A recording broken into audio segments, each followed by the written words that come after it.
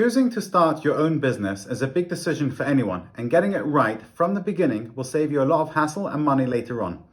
Hello and welcome to my channel. My name is Sholly Himes. I'm an entrepreneur, and every week I post a video of a business you can start with little or no money. So please make sure to subscribe to my channel and hit the bell icon so that you get notified of new videos posted about businesses that you can start. In the UK, you can register a company in 4 different ways: a sole trader, a limited company, a partnership, and a limited liability partnership, otherwise known as an LLP. And I will discuss these 4 different ways in detail. First, a sole trader. A sole trader is a person that runs the business as an individual. The person and the individual is one entity, so that person is responsible for all the profits and losses for the business. It's one of the most popular ways of registering a business, especially as a freelancer like photographers, plumbers, interior designers, models, etc. You will need to set up as a sole trader if you've earned more than £1,000 from self-employment during a 12-month period, if you want to prove you're self-employed, for example, to claim tax childcare, and 3, if you want to make voluntary Class 2 national insurance payments to help you qualify for benefits. As a sole trader, you'll be affected by any defaults on the company. For example, if you default on a loan and own a home, this will have an effect on you, your credit rating, and your home. Taxes are higher, there's no maternity leave, and you may find it hard to scale up your business. As a sole trader, you'll need to keep business records and records of expenses, send a self-assessment tax return every year, pay income tax on your profits, and Class 2 and Class 4 national insurance, which I'm going to explain now.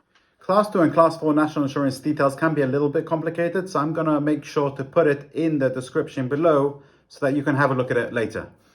Class 2 is if your profits are £6,725 or more a year, you pay £3.15 a week. And Class 4 is if your profits are £9,881 or more a year, you pay 10.25% on profits between £9,881 and £50,270, and 3.25% on profits over £50,270. Again, I will put these details in the description below. If your turnover is over £85,000, you must register for VAT. That's all about being a sole trader. With a limited company, the business has its own entity. It is legally separate from the people who run it. Its finances are separate from your personal ones. It's almost like another person. And that business tends to be controlled using shares, so different individuals would have shares in that business. Being it is its own entity, you may find it hard to get credit at the beginning as it has its own credit rating. With a limited company, there is a lot more paperwork, there are more reporting and management responsibilities, you have to pay to register, and every year you have to file a confirmation statement. The details of your company are public, so you have no privacy. Submitting accounts every year is long and complicated and normally done by an accountant. However, businesses prefer to work with limited companies. It is much more professional. It will be a lot easier when you want to scale your business up. In a partnership, you and your partner personally share responsibilities for your business. This includes any losses your business makes, bills for things you buy for your business like stock or equipment, and partners share the business's profits and each partner pays tax on their share. A partner does not have to be an actual person. For example, a limited company counts as a legal person and can also be a partner.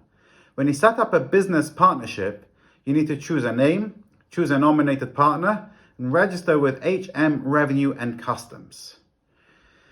Limited Liability Partnership, or is known as an LLP. A limited liability partnership allows for a partnership structure where each partner's liabilities are limited to the amount they put into the business. Limited liability means that if the partnership fails, then creditors cannot go after a partner's personal assets or income. LLPs are common in professional businesses like law firms, accounting firms, and wealth managers. To understand an LLP, it is best to start with a general partnership. A general partnership is a for-profit entity that is created by a mutual understanding between 2 or more parties. All it takes is a shared interest, perhaps a written contract and a handshake. Of course, with the informal nature of a general partnership, there is a downside. The most obvious risk is that of a legal liability. In a general partnership, all partners share liability for any issues that may arise. For example, if Nikki and Michael are partners in a cupcake venture and a bad batch results in people getting sick, then they can both be personally sued for damage. For this reason, many people quickly turn general partnerships into a formal legal entities like a limited liability company. An LLC, Nikki and Michael's Cupcake Factory, can stand in for Nikki and Michael as a legal entity and protect their personal assets from being part of any lawsuit. Now that we have gone through the different kinds of options it is fairly simple to open a company, and there are different ways to do this. You can do this through the government website, companieshouse.org.uk, third-party online sites, and an accountant. The government website is the cheapest and only costs £12 as of the time of making this video, which is June 2022. This can be paid by debit or credit card, and your company is usually registered within 24 hours. You will need at least 3 pieces of personal information about yourself and your shareholders or guarantors. For example, town of birth, mother's maiden name, father's first name, telephone number, national insurance number, and passport number. And again, only 3 of the things listed above. Opening through a third-party website is not much more expensive than Companies House. However, the upside of doing it through a third company site is that most of them offer you support from professionals. They offer complete packages for new companies with great offers such as virtual offices, cloud numbers, accountants, offers from banks. I mean, I've personally received £100 cashback through online companies, reminders, and so much more. Opening through an accountant is the most expensive. They normally charge £100 to £200 just to form a company. You're mainly paying for a service when you open with an accountant. However, the advantage is they do everything for you. You'll have peace of mind, and they may be able to save you money on the long run, such as not having registered for VAT soon enough, or buying a car in an individual's name and then trying to claim it as a company vehicle. In addition, there are many things your business might be able to claim for, but that you're not aware of. There are pros and cons to everything. Ultimately, the choice is yours. I hope this video has been informative to you. Please like and subscribe, and make sure to hit that bell icon to be notified of new videos about businesses that you can start with little or no money. Feel free to post about your business in the comments below, and if you have any questions, please do get in touch. My details are in the description. Thank you and have a lovely day.